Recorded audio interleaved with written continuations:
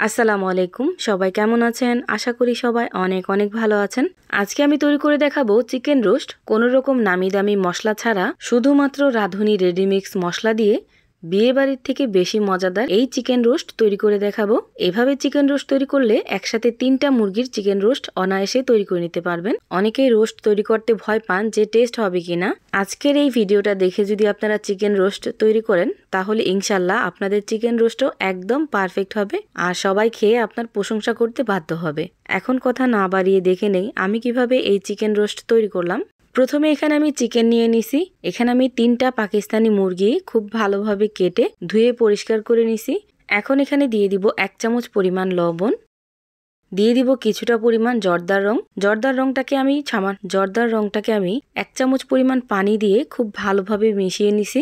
এখন সবকিছু খুব ভালোভাবে হাত দিয়ে মিশিয়ে নিতে হবে। বাবুর্চিরা যখন রোস্ট রান্না করে তখন কিন্তু এখানে জর্দার রং মিক্স করে।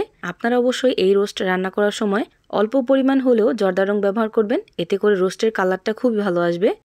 যদি এখানে আপনারা জর্দার রং না দিতে চান, শুধুমাত্র লবণ দিয়ে খুব ভালোভাবে মেখে লাল লাল করে ভেজে নিলেই কিন্তু হয়ে যাবে।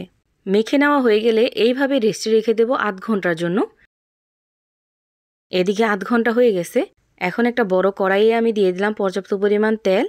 আর তেলটা যখন খুব ভালোভাবে গরম হয়ে যাবে ওই পর্যায়ে কড়াইতে সামান্য পরিমাণ লবণ ছিটিয়ে দিব। এতে করে কিন্তু চিকেনগুলো কড়াইতে লেগে যাবে না। এখন একটা একটা করে এইভাবে চিকেনগুলো দিয়ে চুলার আঁচটা মিডিয়াম টু হাই হিটে রেখে উল্টিয়ে পাল্টিয়ে মচমচে করে ভেজে নেব। এই চিকেনটা ভাজার উপরে কিন্তু ডিপেন্ড করে আপনার রোস্টটা কতটা ভালো হবে। এই জন্য চেষ্টা করবেন এই চিকেনটাকে খুব ভালোভাবে ভেজে নেওয়ার জন্য।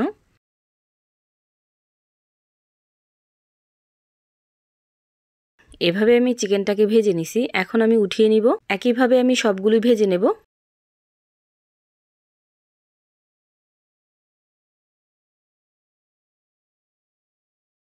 এভাবে আমি সবগুলো ভেজে নিছি। এখন আমি এই একই কড়াইয়ে একই তেলে এই রোস্টটাকে রান্না করে নেব।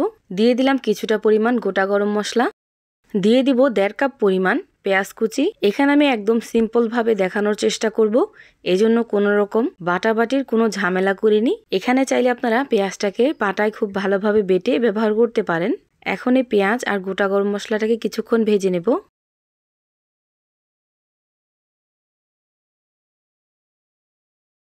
পেঁয়াজ আর গোটা গরম মশলাটাকে আমি কিছুক্ষণ ভেজে এখানে আমি দিয়ে দিলাম কাঁচামরিচ কুচি। আপনারা চাইলে কাঁচামরিচটাকে পরে ব্যবহার করতে পারেন। দিয়ে দিব 1/2 কাপ পরিমাণ আদা আর রসুন বাটা। এখন এই আদা আর রসুনটাকে 5 মিনিটের মতো খুব ভালোভাবে তেলের সাথে ভেজে নিতে হবে চুলার আঁচটা কমিয়ে। আদা আর এই রসুনটা যদি তেলের সাথে খুব ভালোভাবে ভাজা ভাজা করা হয় তাহলে কিন্তু আদা আর রসুনে খুব ভালো একটা ফ্লেভার আসে। দিয়ে দিলাম সামান্য পরিমাণ লিকুইড দুধ। এখন এই আদাটাকে খুব ভালোভাবে কষিয়ে নিব।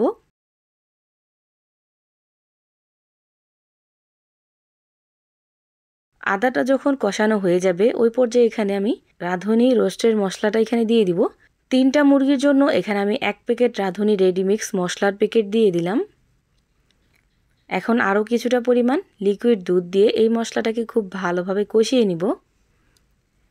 এই মশলাটা যত ভালো করে কষিয়ে নেবেন ততই কিন্তু আপনার রোস্টের টেস্টটা ভালো আসবে। হাতে একটু সময় নিয়ে এই মশলাটাকে খুব ভালোভাবে কষিয়ে নেবেন।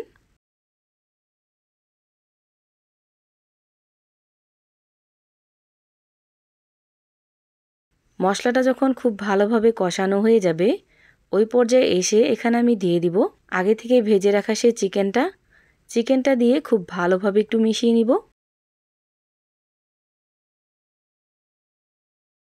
চিকেনটা দিয়ে খুব ভালোভাবে একটু কষিয়ে নেওয়া হয়ে গেলে 1/2 কেজি পরিমাণ লিকুইড দুধ এখানে দিয়ে দিব। দিয়ে দিব 1/2 চামচ পরিমাণ লবণ, 1/2 চা চামচ পরিমাণ দিয়ে দিলাম গরম মশলার গুঁড়া। এখন সবকিছু খুব ভালোভাবে মিশিয়ে ঢাকনা লাগিয়ে ঢেকে রেখে দেব 10 মিনিটের জন্য। এই 10 মিনিটে খুব ভালোভাবে কিন্তু এই মাংসটা সেদ্ধ হয়ে যাবে।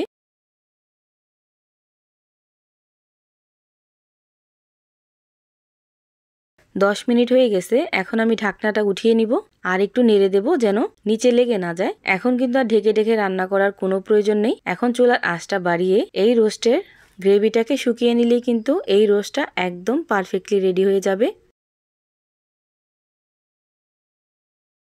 রান্না করতে করতে যখনই দেখবেন ঠিক এইভাবে ঘনত্ব হয়ে গেছে আর রোস্টের কালারটা অনেক সুন্দর হয়ে গেছে, তখনই চুলাটাকে অফ করে দেবেন। তৈরি হয়ে গেল রাঁধুনি রেডিমিক্স রোস্টের মশলা দিয়ে অসম্ভব মজার চিকেন রোস্ট। বিয়ে বাড়ির থেকে বেশি মজাদার হয় এই চিকেন রোস্টটা। আপনারা বাসায় অবশ্যই একদিন ট্রাই করে দেখবেন, ইনশাল্লাহ আপনাদের কাছেও খুবই ভালো লাগবে। ভিডিওটা ভালো লাগলে লাইক, কমেন্ট, শেয়ার করতে ভুলবেন না।